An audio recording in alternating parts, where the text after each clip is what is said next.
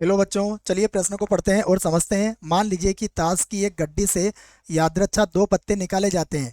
मान लीजिए एक्स इक्को की संख्या करता है, तब ई एक्स का मान ज्ञात कीजिए, अर्थात हमें इसका माध्य ज्ञात करना है। प्रश्न को हल करने से पहले हम प्रश्न के लिए मुख्य अवधारणा लिख लेते हैं। तो प्रश्न के लिए मुख्य अवधारणा, जिसकी सहायता से हम इस प्रश्न को हल करेंगे। मुख्य अवधारणा में हम सबसे पहले ई एक्स अर्थात प्रत्याशा या फिर माध्य ज्ञात करने का सूत्र लिखेंगे और उसी आधार पर प्रश्न को हल करेंगे।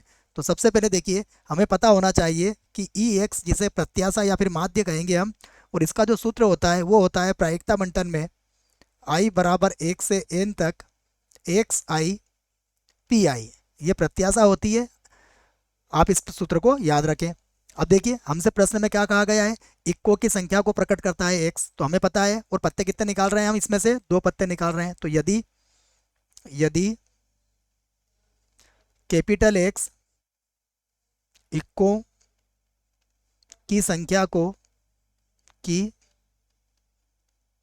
संख्या को व्यक्त करता है, व्यक्त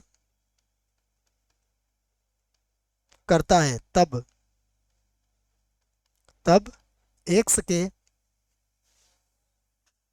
संभावित मान, एक्स के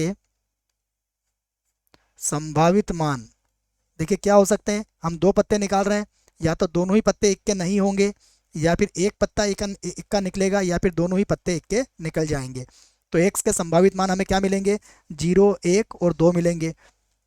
उसके बाद हमें यह बात भी पता होना चाहिए कि गड्डी में इक्को की जो संख्या होती है वो कितनी होती है। तो हम इसको भी लिख लेते हैं, इक्को की संख्या।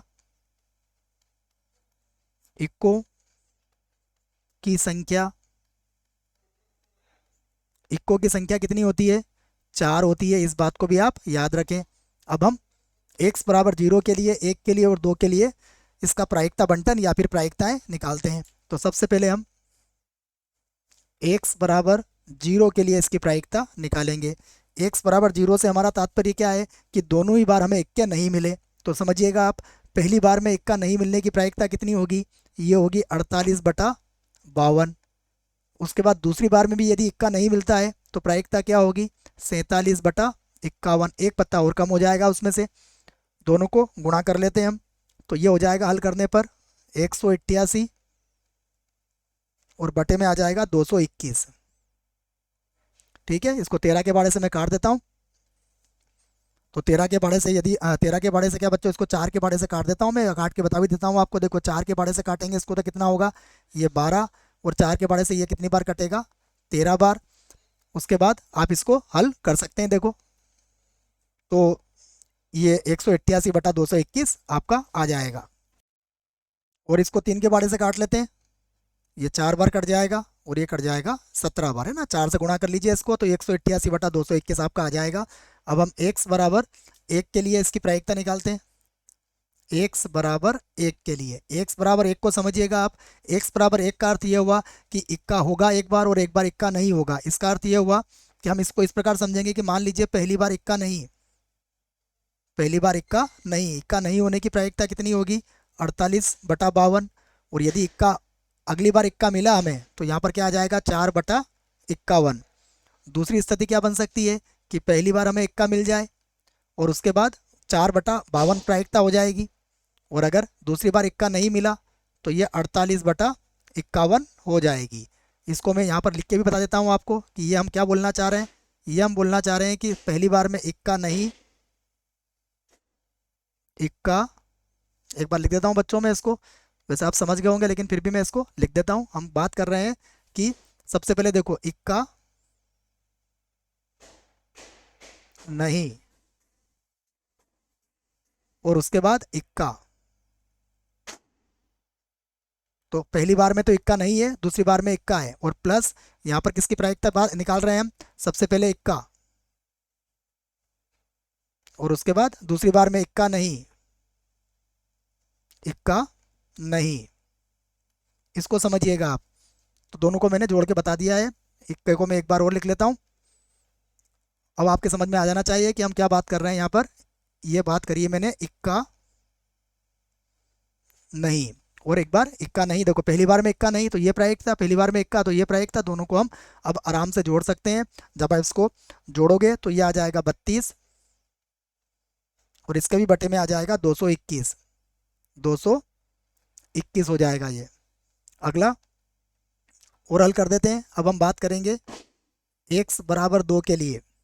x बराबर 2 का अर्थ क्या हुआ, दोनों ही बार हमें इक्का मिलेगा।